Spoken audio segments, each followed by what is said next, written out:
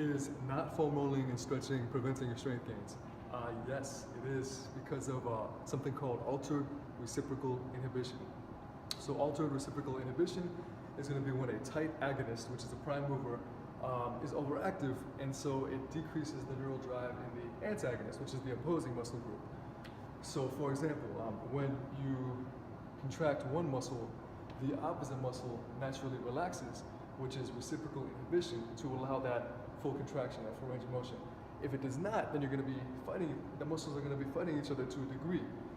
So reciprocal inhibition happens to allow nice efficient, full movements, and that's actually the reason why during an active stretch, if you contract the opposing muscle to the one that you're stretching, you get a nice further stretch. So for example, a hip flexor stretch, if you contract your glutes, or the gluteus maximus other side that you're stretching, the hip flexor complex on, you actually can go much further and get a much better stretch, because that activation will force the opposing muscle, your hip flexors, your psoas major, to relax much more.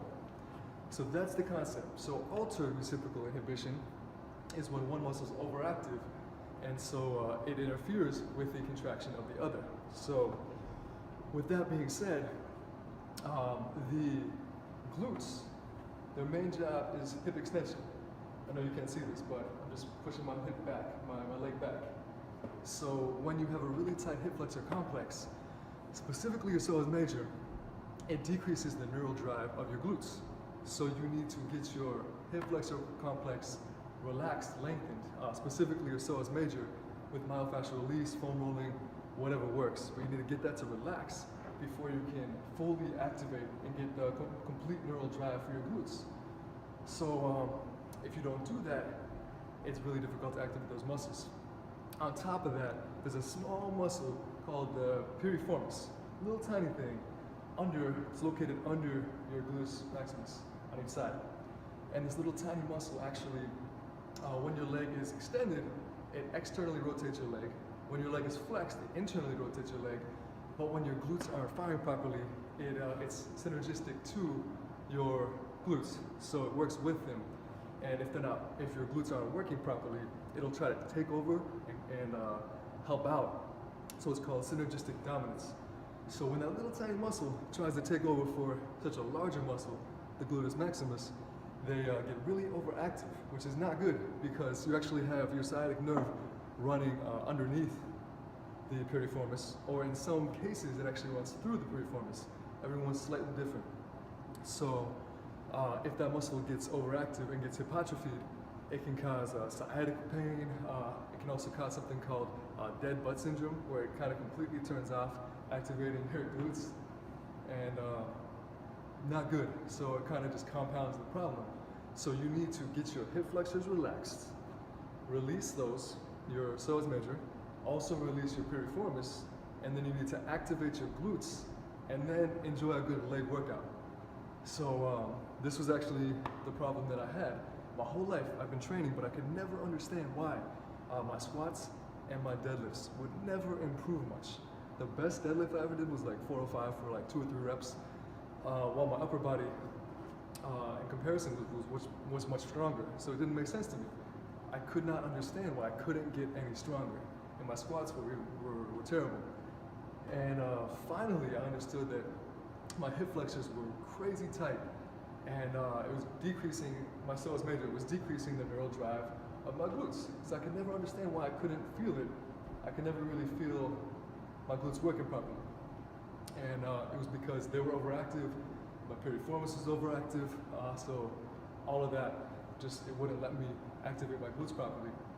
So I could never really progress in squats or deadlifts, and it caused lower cross syndrome, where I had an anterior pelvic tilt because my psoas major was pulling my hips forward, which tightened my hamstrings, and I couldn't really squat to depth. So when I squat down, I would get the butt lick, where your butt comes under much sooner than I should have, because my hamstrings were too tight. So I had terrible range of motion on top of not being able to activate my glutes. So bottom line and conclusion, just take from this: foam roll, myofascial release your psoas major, and also you need to make sure you myofascial release your piriformis before working your legs out. So easy exercise, take a foam roller, and I'll show you how to do it, but it takes 30 to 90 seconds for the muscle to relax, and then after that you can do an exercise to activate your glutes, and then work out. So here. All right, so for the piriformis, you want to cross one leg like this, and then you're going to lean over and at an angle, roll a little bit, and you cannot miss this spot because your glutes are generally, they tend to be underactive and relaxed. You rarely ever, really never, have somebody that has tight glutes. So you're gonna roll, you'll find a really tight spot, a little tiny triangular spot that's crazy tight on everybody. And so when you find that, you just sit on it, about 30 seconds, 90 seconds, it hurts. You can roll a little bit, and over time, when it feels less painful, which it will pretty quickly, it has released. And then you switch sides, cross legs, turn, get the other side. 30 to 90 seconds later, bam, done. So piriformis is released. So now I can activate glutes. I'm gonna turn you this way. There we go. So glutes, you can do a hip bridge. So you just lay down and just lift your hips. Just isolate your glutes.